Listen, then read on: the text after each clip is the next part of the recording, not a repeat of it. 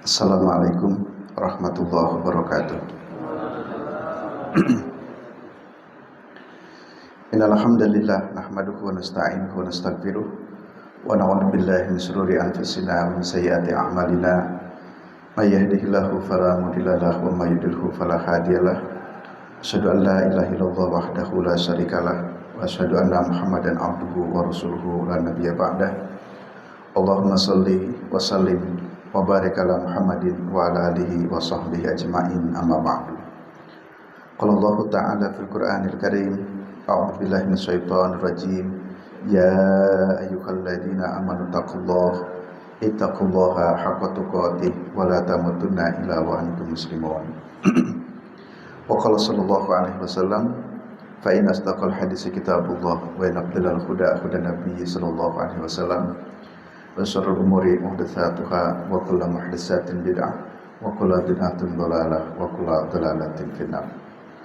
Bapak Ibu jemaah sekalian rahmati Allah Subhanahu wa taala, pagi ini kita akan melanjutkan kajian seputar harta benda zakat. Pertemuan kemarin atau yang lalu kita membahas tentang zakat fitri, yang beberapa poin kesimpulan untuk diingat kembali. Zakat fitri tentang wujudnya bisa dalam bentuk so'an, itu apa artinya bahan makan pokok, bisa beras, tapi juga bisa juga dengan bentuk uang atau senilai uangnya, senilai dengan ketentuannya, yaitu 2,5 kilo atau 1 sok.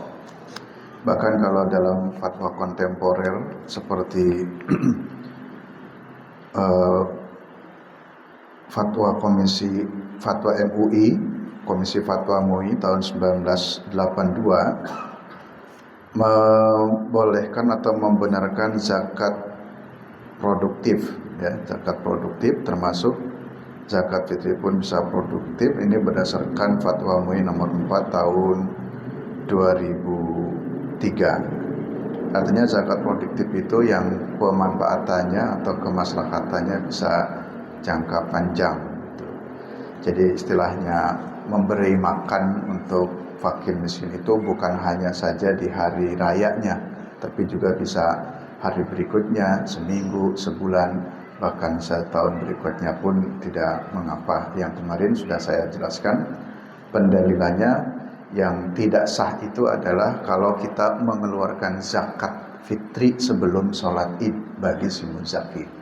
Tapi kalau dalam hal pendistribusiannya, apalagi melalui amil-amil atau las-las, itu boleh meskipun setelah selesai sholat, artinya beberapa hari atau beberapa waktu kemudian. Kajian terakhir kita akan masuk kepada zakat mal. Saya kira setiap kita, Bapak Ibu, ini punya harta, ya. Jadi punya harta, maka ada tanggung jawab dan kewajiban kita terhadap harta itu, ya harus dizakati jika sudah memenuhi kriteria zakat. Di antara kriteria zakatnya sudah kena nisab. Jadi kalau sudah standar nisab dan juga sudah haul itu hitungan 1 tahun, maka itu dikenai zakatnya. Dan yang dikenai zakat itu adalah kategorinya simpanan, jadi harta yang disimpan. Baik, apa dasarnya tentang zakat mal itu? Ada 2 ayat yang mendasarkan dalil tentang zakat mal secara khusus, ya. Secara umum kemarin pertemuan awal sudah saya bacakan. Banyak ayat-ayat Al-Quran yang menjelaskan tentang zakat, infak, sedekah, dan hak. Tapi di sini lebih kaitan pada zakat mal. Itu pertama diambilkan dari surat Al-Baqarah ayat 267.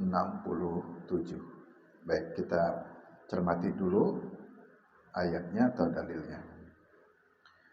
Allah Subhanahu wa taala berfirman, A'udzu billahi minasyaitonir rajim.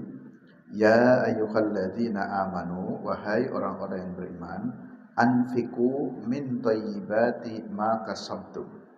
Di sini menggunakan kata anfiqu. Anfiqu itu artinya infakkanlah.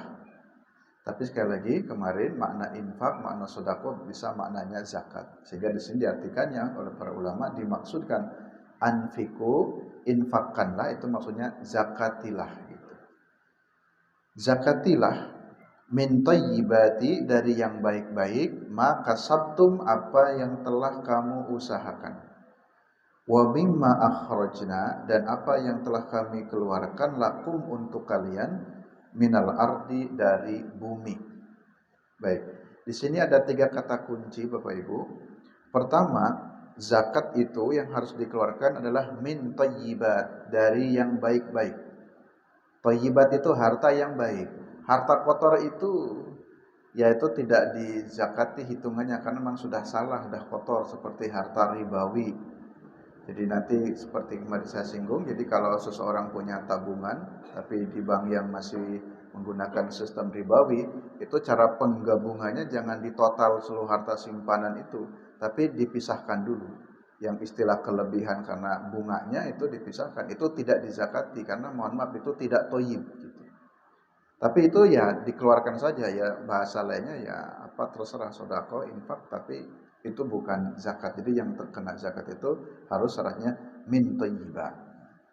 Atau umpamanya mohon maaf ini ada koruptor, dia menyimpan harta hasil korupsinya disimpan di bank, kan itu tersimpan tuh harta simpanan. Tapi itu ternyata kan hasil korupsi. Ya itu kan tidak thayyib. Jadi yang diinginkan oleh Allah, yang kamu zakati itu adalah min thayyibat, dari yang baik-baik. Kemudian kata kunci yang kedua, maka sabtum. Nah, maka sabtum, apa yang kamu usahakan. Inilah salah satu contoh kriteria zakat mal. Nanti ada 3 ya, kita masuk yang pertama. Yang disebut zakat mal itu adalah maka sabtum, apa yang telah kamu usahakan. Jadi usaha apa gitu. Misalkan berdagang. Nah, sudah saya bacakan di sini rinciannya. Maka sabtum itu kategorinya harta perdagangan. Jadi Bapak Ibu yang menjadi pedagang, mungkin yang lebih kelas tinggi lagi ya pebisnis, punya resto, punya swalayan yang mungkin kan dananya besar ya itu. Maka itu nanti nilai-nilai dari penghasilan karena profesi atau sebab berdagang itu jika masuk nisab kena zakat. Kemudian termasuk zakat maliyah juga adalah peternakan. Kalau peternakan nisabnya rinciannya banyak ya. Jika unta, sapi, kambing dan seterusnya. Ya, misalkan kalau apa itu unta punya 5 ekor, kalau sudah 5 ekor. Sini ada yang punya ternak unta? Tapi kalau ada yang punya ternak unta itu sudah memenuhi 5 ekor. Mungkin yang punya unta ya itu ya bonbin ya. Nah, itu. Nah, kita tidak ada ya, sapi kriterianya kalau berapa, kambing kalau berapa, sampai ada kelipatan-kelipatannya. Nah, di sini tidak saya jelaskan tentang bab peternakannya karena secara umum Bapak Ibu di masyarakat perkotaan mungkin ya tidak menjadi pemilik ternak. Kemudian perusahaan. Nah, yang memiliki perusahaan yang memang ya bertujuan memang dengan perusahaan itu menghasilkan keuntungan ya.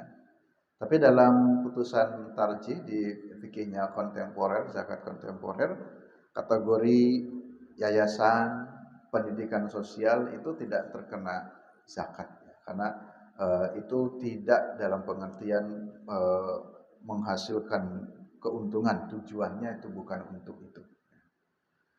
Kemudian yang keempat, surat-surat berharga seperti saham, obligasi syariah, sukuk, premi asuransi. Nah, ini mungkin ini orang-orang kaya yang punya sukuk, punya obligasi.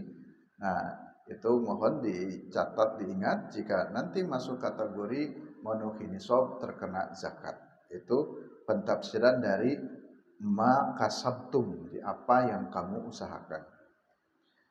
Kemudian sewa menyewa. Nah, ini yang punya bisnis-bisnis kos-kosan, kita kan menyewakan rumah, sewa menyewa rental mobil, kan menyewakan kendaraan seperti rumah, kendaraan atau lainnya.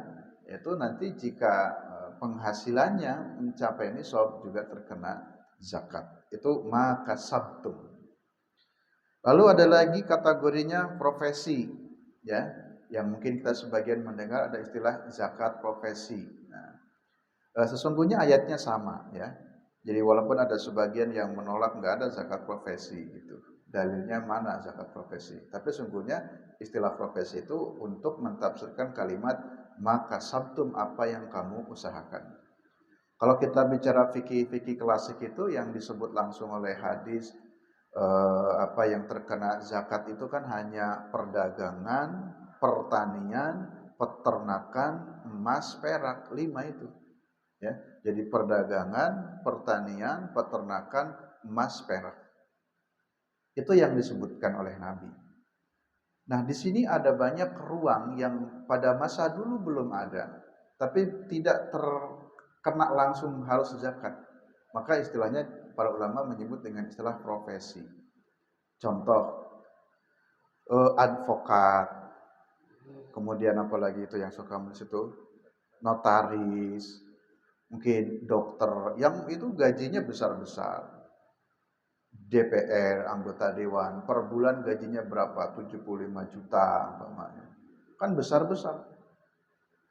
Mereka kategorinya di mana? Nanti mereka bisa jadi akan beralibi.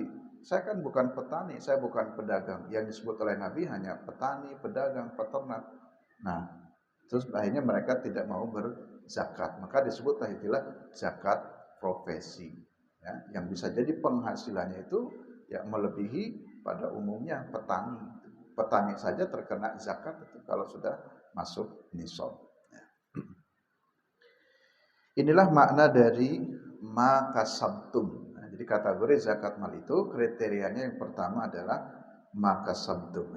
Min thayyibati makasabtum. Jadi apa yang kamu usahakan atau hasil dari usahamu. Nah, sekarang berapa nisabnya? Tadi kan contohnya jenisnya. Nisabnya adalah setara dengan 85 gram emas.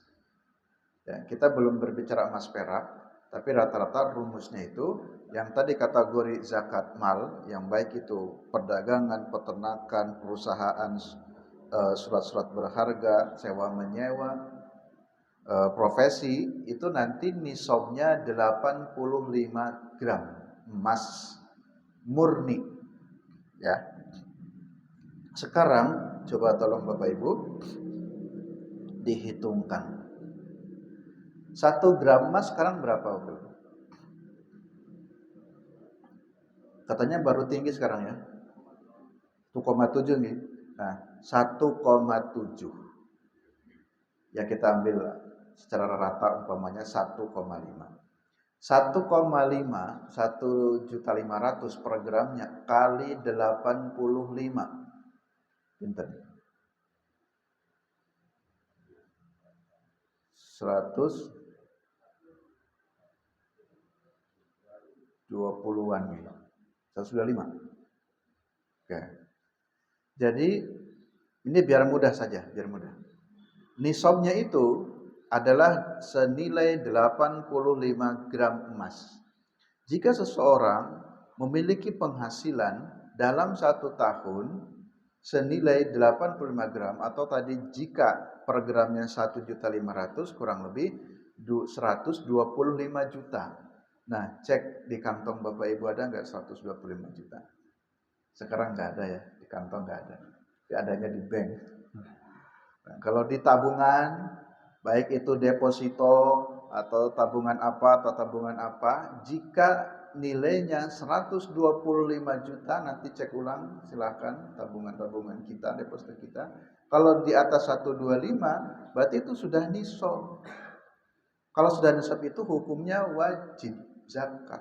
Kalau tidak zakat, ya berdosa. Karena zakat itu kan wajib bagi yang sudah nisab. Seperti sholat juga wajib.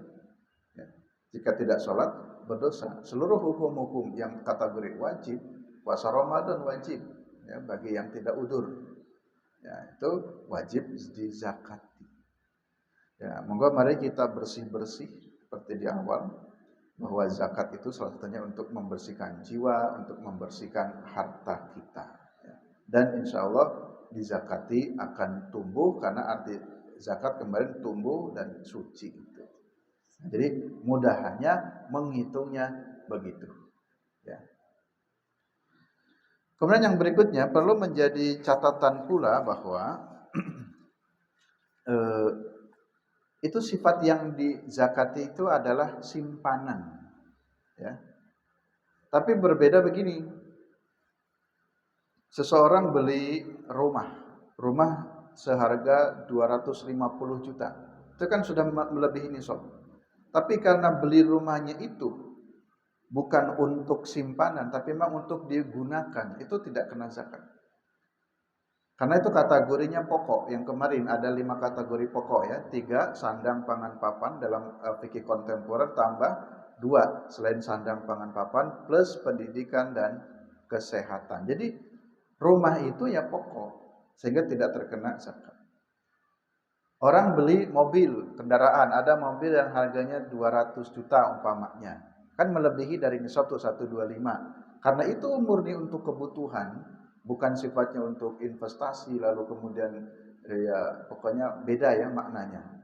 Nah, itu tidak kena zakat. Kalau yang pokok, tapi ini yang betul-betul ya memang dia ingin menyimpan investasi kekayaan. Baik. Sekarang yang kedua. Kategori yang termasuk zakat mal, wa mimma akhrajna lakum minal ardi. Apa-apa yang telah kami keluarkan untukmu minal ardi dari bumi. Jadi kalau tadi kategori zakat mal itu hasil usaha, sekarang apa yang keluar dari muka bumi atau yang tumbuh, yang keluar dari bumi. Apa saja kategorinya? Pertama, pertanian. Nah, itu kan dari bumi, pertanian. Mohon maaf Bapak Ibu, saya mengamati ini, zakat perdagangan dan pertanian, zakatnya lebih besar pertanian. Saya membayangkan orang-orang di kampung yang bertani ya, yang bertani bersawah, menyawah itu nanam padi, itu ternyata zakatnya besar, 5% sampai 10%. Sementara pedagang itu cuma 2,5%. Yang tadi nisabnya 85, itu dikeluarkan zakatnya 2,5%. Tapi kalau pertanian, itu zakatnya itu 5 sampai 10%. Dan nisabnya juga kecil. Nisabnya kecil. Kalau pertanian itu 5 wasak. 5 wasak itu setara 300 sok. Ingat kemarin satu soknya 4 mud. Jadi kalau dijumlahkan 5 wasak itu sama dengan 750 kilo atau 7 kuintal gitu. Jadi petani kalau panen padi itu umpamanya, karena di kita umumnya petani panen padi itu 7 kuintal setengah itu sudah wajib zakat. Sekarang kalau dirupiahkan lagi, mungkin kecil ya, 1 kilo itu berapa gabah itu. Kalau dikalikan 750, kecil. Dan zakatnya besar, 5 sampai 10%. 5% itu, kalau dalam fikih, jika dia menggunakan irigasi. Irigasi itu kan ada biaya pengeluaran, maka zakatnya 5% dari tadi 750 kilo. Tapi 10% juga ada, itu yang dikategorikan kalau dalam fikih yang tak ada hujan, artinya dia mendapatkan air dari sungai, dari hujan tanpa berbayar, tidak ada biaya untuk irigasi, maka zakatnya 10%. Jadi tadi saya sudah membayangkan di kampung petani sudah capek pagi, sudah capek, panas, mengelola sawah, ternyata zakatnya besar, 5% sampai 10%. Yang berdagang, pebisnis, ya enak di ruangan ber-AC, zakatnya cuma 2,5%. Jadi artinya petani saja pun mereka mengeluarkan zakatnya. Kenapa ya? Kita yang mungkin yang melebihi dari petani tidak mau berzakat. Mungkin pada saat itu juga saya belum menelusuri kenapa pada saat itu Nabi menetapkan pertanian cukup tinggi ya. Karena mungkin saat itu memang banyaknya memang masyarakat pertanian. Khususnya kan memang Nabi tinggal di Madinah. Madinah itu kan agraris. Kalau Makkah kan kota ya industri. Kalau Madinah ya agraris. Sehingga punya pohon-pohon kurma yang dikategorikan itu. Sehingga mungkin ya saat itu Nabi menetapkannya 5-10%. Nah, di dalam fikih kontemporer kategori pertanian ini juga ada ijtihad dari ulama. Pertanian di model sekarang itu ada istilahnya pertanian ya agrobisnis. Nah, maka pertanian yang model ini itu dikiaskannya, dianalogikannya itu ikut kepada perdagangan. Ya, ikut kepada perdagangan, nisabnya bukan menggunakan 750 kg, tapi nisabnya ikut setara dengan 85 gram emas dan dikeluarkannya 2,5%. Ini yang pertama pertanian. Yang kedua perkebunan. Nah, perkebunan ini ulama berbeda pendapat. Ada yang mengkategorikan perkebunan itu ikut dikiaskannya atau dianalogikannya dengan zakat pertanian, sehingga nanti hasil perkebunan jika mencapai 750 kilo atau seharga 150 gram, keluarkan zakatnya 5-10%. Tapi ada yang mengkategorikan atau mengkiaskannya perkebunan pun diikutkan, dianalogikannya kepada perdagangan. Ini setara 85 gram emas sehingga zakatnya 2,5%. Kemudian perikanan, kehutanan itu dalam zakat kontemporer dirinci, ada perkebunan, ada kehutanan, itu sedikit berbeda. Lalu ada pertambangan ya, atau makdin. Pertambangan itu kan di dalam perut bumi ya, menggali tambang. Nah, itu penghasilannya, kekayaan dari makdin itu nisabnya setara 85 gram emas dan zakatnya 2,5%. Yang terakhir yang keenam, yang kategori wa mimma akhrajna lakum minal ardi itu adalah rikaz. Rikaz itu barang yang terpendam. Kita mungkin dulu sering mendengar istilah barang temuan. Seorang petani atau seseorang sedang menggali tanah, tiba-tiba jeduk, wah, ternyata ada emas sebesar kelapa umpamanya. Ini namanya rikaz, temuan. Itu harus dikeluarkan zakatnya. Tidak menunggu 1 tahun dan tidak menyesuaikan nisabnya berapa. Tapi setiap yang ditemukan, jadi tidak ada syarat haul dan nisabnya. Jadi setiap menemukan rikaz, maka langsung keluarkan zakatnya 20% dari harta yang ditemukan. Nah, itu kalau rikaz. Tapi kalau sekarang biasanya lapor ya ke pemerintah karena terlindungi apa istilahnya cagar budaya ya, mendapatkan apa, nah itu dilaporkan. Tapi kalau dalam fikih menemukan atau apa itu harta yang terpendam di kebun di mana, nah itu dan nantinya akan menjadi kepemilikan kita, itu dikeluarkan zakatnya 20%. Yang terakhir, kategori zakat mal itu adalah itu simpanan emas dan perak ya. Tadi kan kasabtum usaha, lalu yang kedua akhrajna lakum minal ardi. Ya, sekarang dalil tentang zakat emas dan perak itu ada dalam surat At-Taubah 34. Walladzina yaknizuna ad-dhahaba wal fiddata wa la yunfikunaha fi sabilillahi fabashshirhum bi'adzabin alim. Dan orang-orang yang menyimpan, yaknizun, menyimpan, di sini kategorinya simpanan.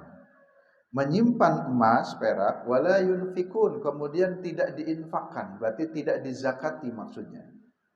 Tidak dizakati fisabilillah, maka fabashirhum bi'adabin alim, baginya akan mendapatkan siksa yang pedih. Jadi yang punya simpanan emas dan perak. Biasanya yang banyak simpanan emas itu ibu-ibu, bapak-bapak enggak punya. Karena ibu-ibu punya emas suami, emas siapa lagi, mas itu, mas bro. Jadi banyak simpanan emas itu adalah ibu. Dizakati bu ya emasnya. Dan biasanya yang memakai perhiasan juga ibu-ibu, pakai kalung, pakai apa. Bapak-bapak itu ya tidak ya. Nah, jadi ini hati-hati emas dan perak. Nah, kategorinya emas dan perak itu adalah harta simpanan. Memang yang sengaja diinvestasikan, disimpan. Sehingga ulama mengatakan bahwa harta emas itu yang dipakai sebagai perhiasan, gelang atau anting, itu sebagian ulama mengatakan itu tidak dizakati. Lah, akhirnya ibu-ibu mikir biar enggak dizakati pakai semua saja. Yang disimpan ya gelangnya punya 10 pakai semua bos ini. Jadi biar karena kategorinya harta simpanan ya. Ya tentu tidak begitu juga ya. Jadi dan memang seseorang sudah niat memang investasi emas untuk menyimpan emas itu nanti jika sudah terkumpul punya gram emasnya sampai 85 gram atau senilai dengan tadi nominal 85 gram maka ya harus dikeluarkan zakatnya setelah haul. Haul itu hitungannya 1 tahun. Di dalam fikih cara menghitung ibadah itu menggunakan hijriyah. Maka saran saya menghitung haul khusus untuk zakat mal itu lebih baik di Ramadan saja. Jadi simpanan Ramadan yang dulu ke Ramadan sekarang kan genap 1 tahun. Kenapa harus Ramadan? Bukan harus sebenarnya. Saya pendapat ngitungnya mudah Ramadan per Ramadan sehingga harta simpanan yang 1 tahun itu nanti kan dikeluarkannya di bulan Ramadan. Ketika dikeluarkan di bulan Ramadan kita punya banyak keistimewaan. Pertama memang kita melakukan zakat mal itu sendiri plus dikeluarkannya waktunya waktu yang istimewa. Karena banyak keutamaan seperti Nabi pernah ditanya oleh seorang sahabat, ayu sedekati afdal, sedekah apa yang paling utama? Nabi menjawab sedekatul Ramadan. Sedekah di bulan Ramadan. Gitu. Tentu sedekah di luar Ramadan juga ada nilainya, tapi jika sedekah di Ramadan dapat nilai plus begitu. Boleh saja menghitung haulnya itu Muharram ke Muharram, Safar ke Safar gitu. Tapi karena momentumnya bagus, waktunya istimewa dan juga ngitungnya juga mudah itu 1 tahun itu ya Ramadan ke Ramadan. Telah genap 1 tahun. Tadi cara penghitungannya sudah jelas ya 85 gram emas yang kemudian itu dianalogikan untuk seluruh harta-harta mal itu mengambilnya kepada ukuran nisabnya emas. Itu rumusan para ulama dan itu memang memudahkan. Jadi usaha apapun kategorinya senilai 85 gram emas. Kemarin saya di Lazismo memutuskannya begini. Cara menghitung zakat emasnya gimana, Tat? Nah, jadi kan 1 tahun. Mungkin ibu-ibu bapak kan ada yang beli emasnya kan bulan yang sebelumnya tuh. Ramadan kemarin harga emasnya ada yang 1 juta, ada yang mungkin 1.300.000 dan tahun ini kan 1.700.000 tuh per gramnya. 1,7 kita mau pakai yang mana? Gitu. Lalu kami beristihad atau saya dalam ini beristihad ya mungkin begini hitungan 1 tahunnya kan itu harta yang tersimpan. Kira-kira dihitung saja harga umpamanya di Ramadan tahun kemarin itu harganya per gram itu 1.100.000 dan Ramadan sekarang 1.700.000 kira-kira diratakan saja. Nah, kemarin ketemunya ketemunya 1,4 dari 1 tahun itu. Jadi ratanya 1,4 Sehingga ketika 1,4 itu eh, ketemu 85 gramnya sekitar 124 jutaan itu yang nisabnya. Itu caranya saja ya. Karena kalau menggunakan ukurannya 101,7 kan emas kan fluktuatif tuh. Padahal belinya juga yang sebelumnya juga akan beda-beda itu. Sehingga akhirnya kami istihadnya ngitung 1 tahunnya dihitung rata dalam 1 tahun tersebut. Ini ijtihad, tetapi rumusan pokoknya ya 85 gram emas. Bisa jadi ada ijtihad lain ya sesuai dengan harga hari ini begitu. Kalau bulan ini 1,7 tinggal kekayaan dihitung kali 1,7 mungkin nanti ketemunya berapa ya 127 juta umpamanya nisabnya. Kemudian perak. Karena di sini juga termasuk masyarakat Perak ya, Kota Gede. Kalau perak itu ukurannya 200 dirham yang nanti ketemunya 595 gram. 595 gram perak. Juga ini zakatnya sama 2,5% dari simpanan yang ada. Ya. Kemudian yang ketiga kategori simpanan ini adalah simpanan uang. Tadi kan emas perak. Nabi tidak menyebutkan langsung uangnya. Tapi kan emas dan perak itu kan menilai mata uang juga. Jadi simpanan uang, kemudian simpanan tanah dan bangunan. Bapak-bapak punya invest tanah, simpanan tanah yang untuk diinvestasikan dan untuk dibisniskan lagi.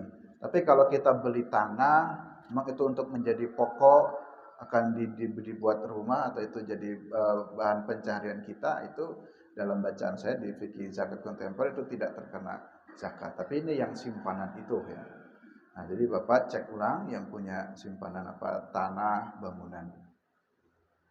Kalau simpanan istri nggak ada zakatnya, Pak. Nah, yang punya simpanan istri tidak dizakat. Baik, saya kira demikian untuk kategori ketentuan zakat mal 3 kategori ya. Jadi pertama makasabtum, apa yang kamu usahakan. Yang kedua wa mimma akhrajna lakum minal ardi, yang keluar dari bumi. Dan yang ketiga emas dan perak. Yang terakhir sekali, sekarang dikeluarkannya kepada siapa? Mustahiknya ada 8. Innamas shadaqatu lil fuqara'i wal masakin wal 'amilina 'alaiha wal mu'allafati qulubuhum wa fil riqab wal gharimin wa fis sabilillah wa ibnis sabil. Jadi zakat itu diberikan kepada fakir, miskin, amil, riqab. Riqab itu hamba sahaya, wal gharimin, gharimin itu hutang, orang yang berhutang. Bapak Ibu yang punya hutang, nah, yang punya hutang ini mustahik, berhak mendapatkan zakat. Tapi tentu semua orang punya hutang. Yang hutang itu yang dimaksud adalah yang memang dia terlilit dengan hutangnya, tidak bisa membayar hutang, bahkan untuk kebutuhannya pun tadi kerepotan. Kemudian fisabilillah ibnus sabil. Jadi itulah yang dimaksud dengan 8 asnaf berdasarkan dalilnya surat At-Taubah ayat 60. Nah, demikian Bapak Ibu jemaah sekalian yang rahmatullah SWT.